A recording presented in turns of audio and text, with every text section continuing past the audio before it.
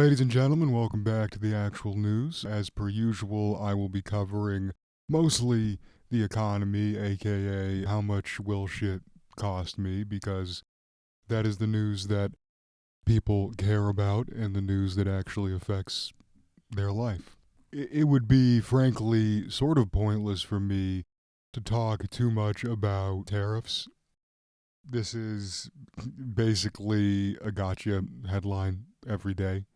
This is just tariffs are going up according to Trump, and then a reporter or an economic analyst says that's bad or insults him, and then he just does the opposite thing.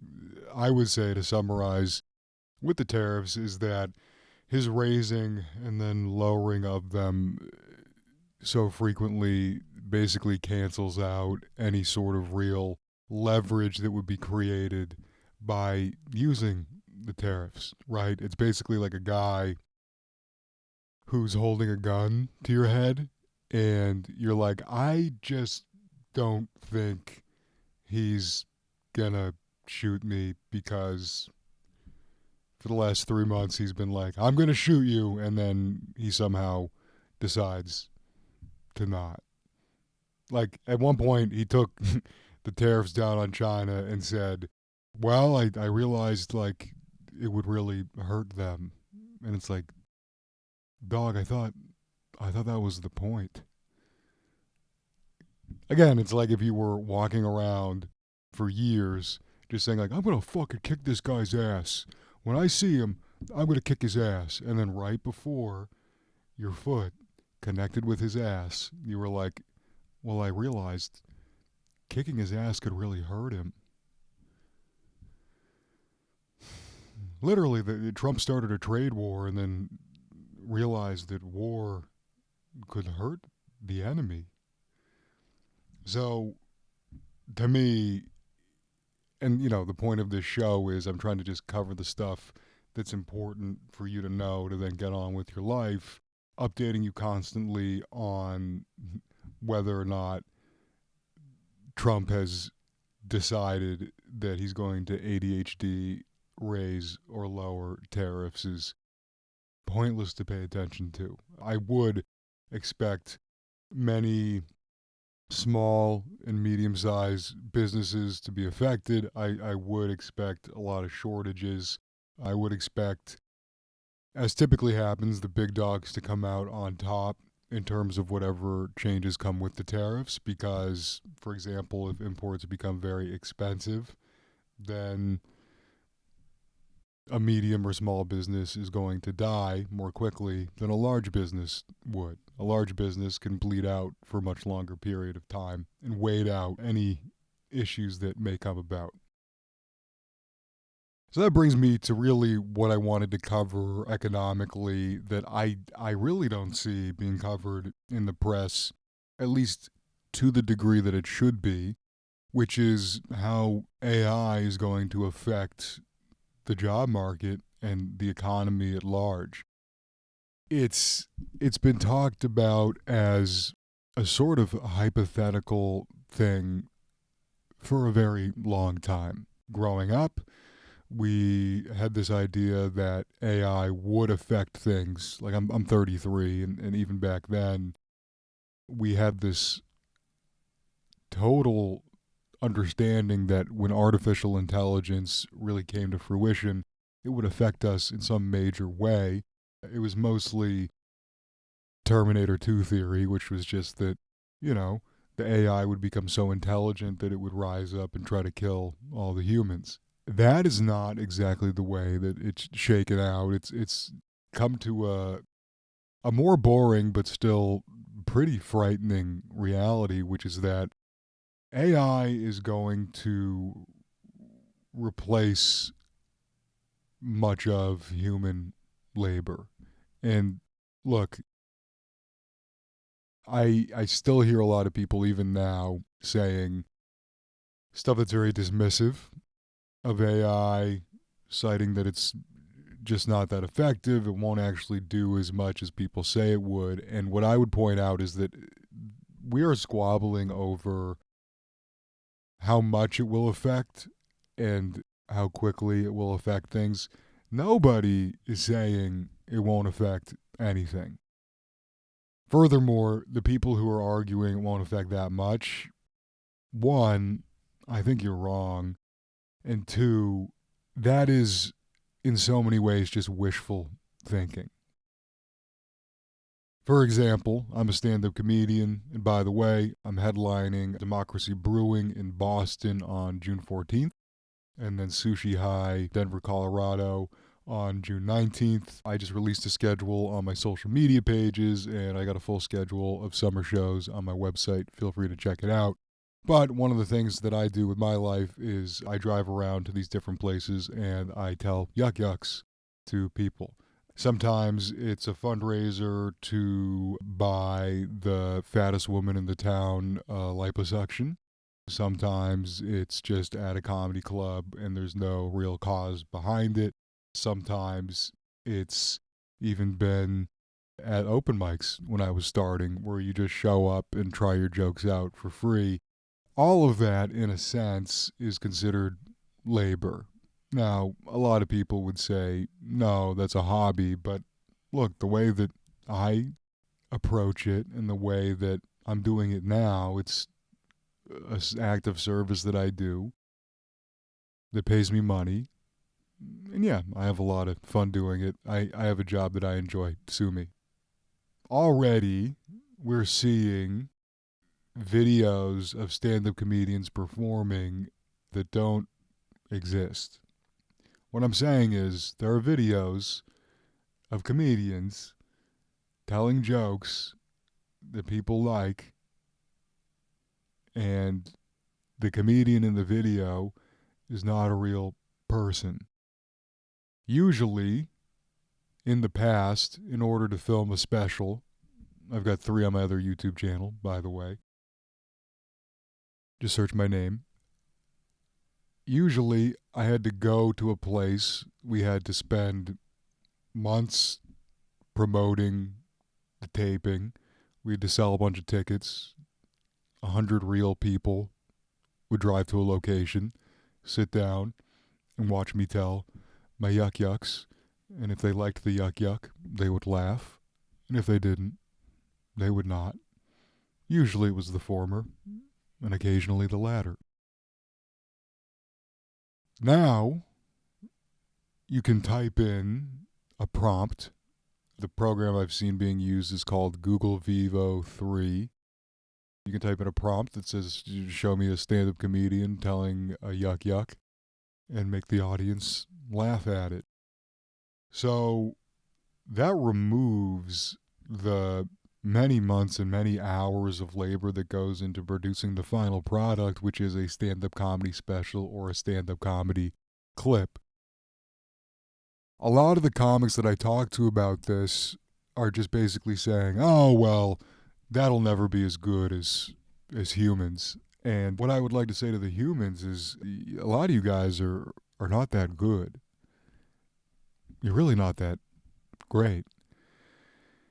And I would implore people to have a total attitude shift, which is not to resist or pretend that AI is not happening, but rather to try to take some ownership of the massive amount of power that will come along with AI's introduction into the workforce, right?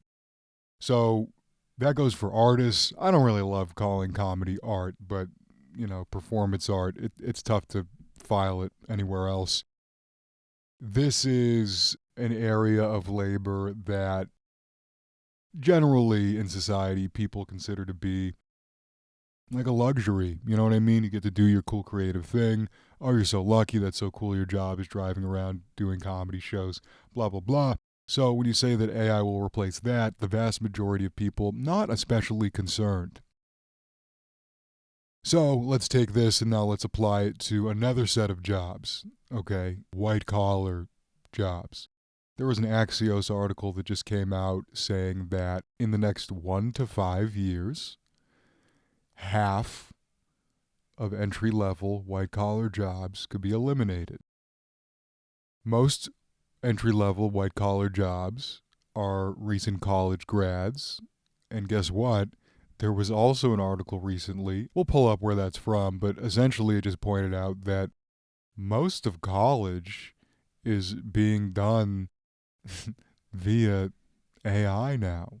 Like most of the students, when they're asked to write an essay, they are typing a prompt into ChatGPT or another program and saying, hey, write me an essay, and it's doing that in a matter of seconds. Again, this is a thing that previously would have taken you at least a few hours.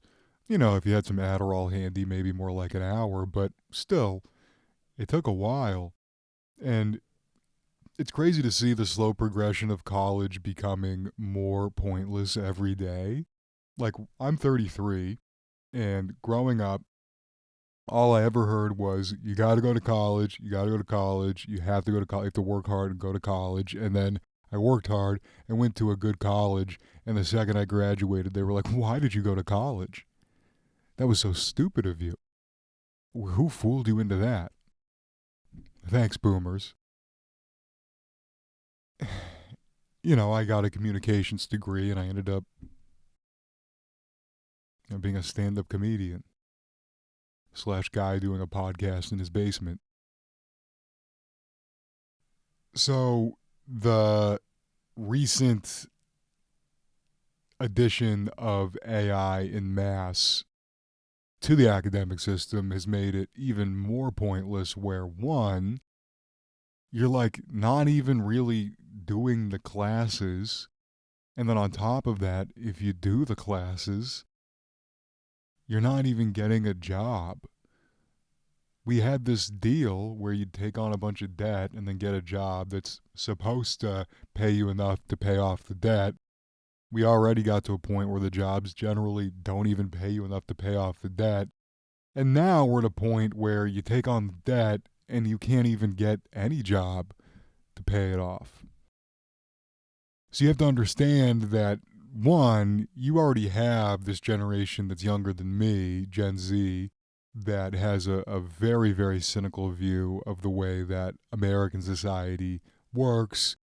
How many lies are tied into the institutions? Oh, college will take care of you. The government will take care of you. And these people have seen time and time again in their very recent lives, through COVID, through the response to COVID, and etc. Oh, wait, these people that rule above me don't actually have my best interests in mind. And so you have tons of creative jobs going away, tons of white collar jobs going away. And look, I didn't think it was ever smart for programmers to be saying to truck drivers, hey, pretty soon we're going to have self-driving trucks, so you better learn to code. And now the programming jobs are going away and not the driving jobs. So the truckers are saying to the programmers, learn to drive. Regardless, it is pretty silly to sit around and point fingers at whatever unlucky group of laborers are not thriving at this exact moment, because you have this wave of creative jobs going away and then a wave of white collar jobs going away. And guess what? Pretty soon, that's going to happen for blue collar jobs, and that's going to happen for manual labor too. You can hold it off for a little while, but at the end of the day, if you need a task done, you're going to go to the best entity to do that job.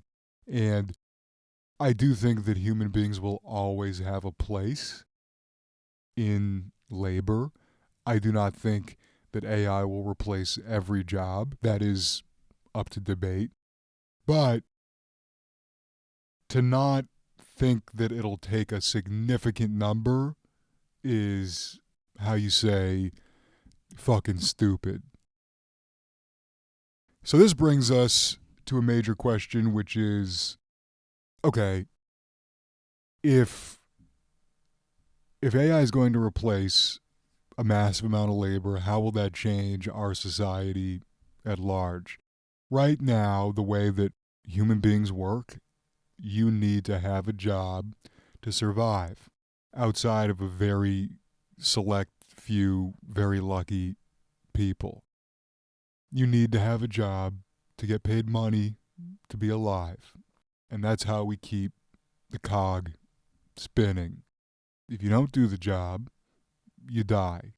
We take away your shelter, we take away your food, we take away any resources you may have. And in exchange, you don't have to work. So, you work or you die. There have been movements over the past few centuries where people like Karl Marx have argued our labor will be replaced by machines. Therefore, we should not all need jobs in order to be alive. These movements, in my eyes, largely have failed. There's many different reasons you could cite for that, but basically capitalism at large has not lost to communism. However, this might be the time. I'm not a communist myself, but I'm not living in the world we may be living in literally 5 to 10 years from now. Because, and I'll leave you with this, the realities that we are looking at are two ends of a spectrum. We may end up somewhere in between, but basically you have these massively powerful companies and massively wealthy people who are now known as billionaires. But you look at someone like Jeff Bezos and Amazon and how much of a profit margin they have. One of the main things that they actually have to spend money on, one of their main costs, is having people do the work that they need to do to make the money. Do you know what Jeff Bezos' profit margin would look like if he didn't need people working at his company? He could likely become a trillionaire. Same with Elon Musk. Same with a lot of people. So, in that scenario, you would have tons of people out of work, the vast majority of human beings without work and theoretically without any resources. And then you'd have a select few individuals who have ownership over the massive amount of machine power that you would need in order to do jobs to get things done. Now, there's a lot at play there where, like, okay, if none of these people have money, who is buying the products that your company's producing? Right, so you could see things going off the cliff very quickly in a lot of ways. A total breakdown of the system. Other end of the spectrum, there's actually an interesting book written on this called Fully Automated Luxury Communism, a manifesto. It basically says that, once all human labor or most of human labor is replaced by machines, then people should be able to all have access to resources that keep them alive, and you shouldn't have to have a job to do that. Now, we are careening toward scenario one, where there's just a bunch of trillionaires, and I don't think that if I were becoming a trillionaire, my first thought would be, all right, let's create an equal and just society for everybody where everyone's needs are covered. And I don't think that people who are close to being trillionaires now have a sort of particularly not evil mindset. Right. Like, I don't think that someone becomes a billionaire, almost trillionaire, by being a generous human being. I think a very specific personality type ends up in that role.